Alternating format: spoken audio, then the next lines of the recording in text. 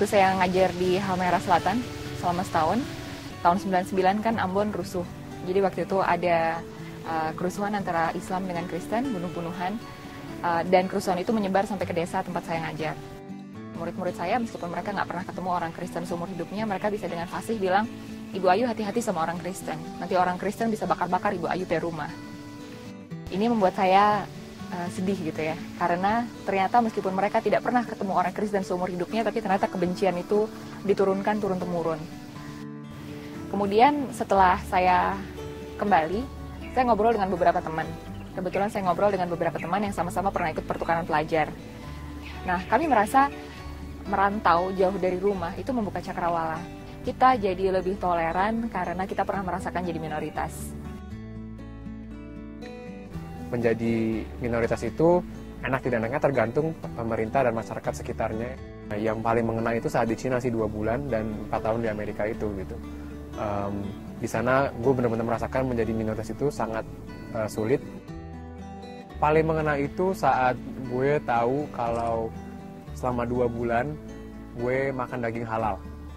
Terus saat di hari terakhir di 2 bulan gue di sana, ibu angkat gue bilang, kamu tahu nggak selama ini saya 2 bulan itu naik sepeda ke pasar daging halal yang agak lebih jauh supaya kamu bisa makan enak bersama kita semua.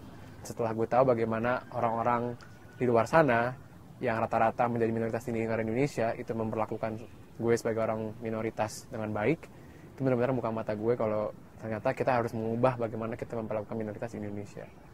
Kemudian kita berpikir, kalau misalnya kita pernah merasakan seperti ini, kayaknya anak-anak Indonesia juga perlu merasakan seperti ini. Perlu merasakan untuk bisa bertoleransi dengan mengalami perbedaan itu sendiri. Jadi, maka dari itu Sabang Merauke ada.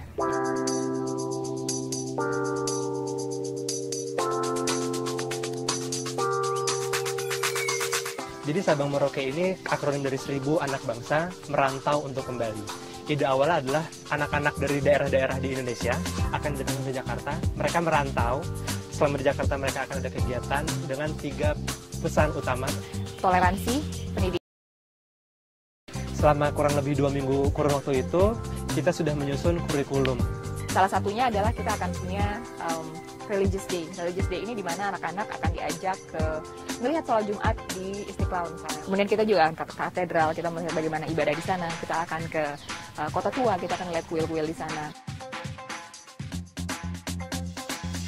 Ada namanya Education Day. Mereka akan ke UI, mereka akan duduk kuliah di UI, ikut satu mata kuliah di UI.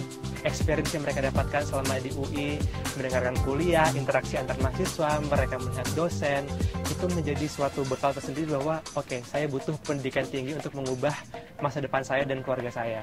Kemudian juga akan ada Career Day, di mana mereka akan ketemu dengan orang-orang dari berbagai profesi.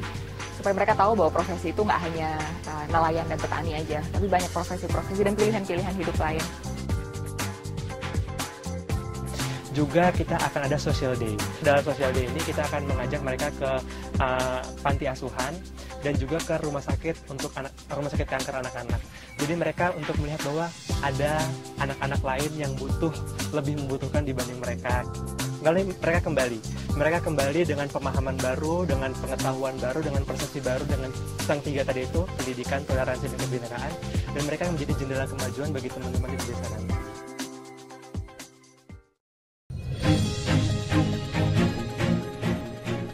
Seperti kita tahu, suatu gerakan itu tidak akan berhasil tanpa adanya donasi, selain juga dukungan dalam tenaga dan waktu.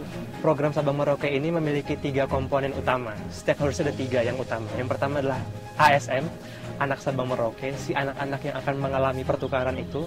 Lalu FSM, Family Sabang Merauke, alias HOSM atau keluarga angkat. Dan juga KSM, Kakak Sabang Merauke. Cara Sabang Merauke mengumpulkan donasi itu dalam bentuk crowdfunding. Jadi dalam bahasa Indonesia bisa kita sebut patungan. Dana yang kami gunakan untuk Sabang Merauke memang akan dibagi dalam beberapa pos. Paling besar adalah untuk transportasi, kemudian ada akomodasi dan operasional seperti konsumsi, pelaksanaan, dan sebagainya. Donasi yang kami perlukan untuk Sabang Merauke tentunya bisa dalam bentuk dana atau dalam bentuk tiket. Jadi kalau memang ada teman-teman yang bergerak untuk membantu, itu kami akan sangat senang dan sangat membantu banyak sekali dari dana yang kami temukan.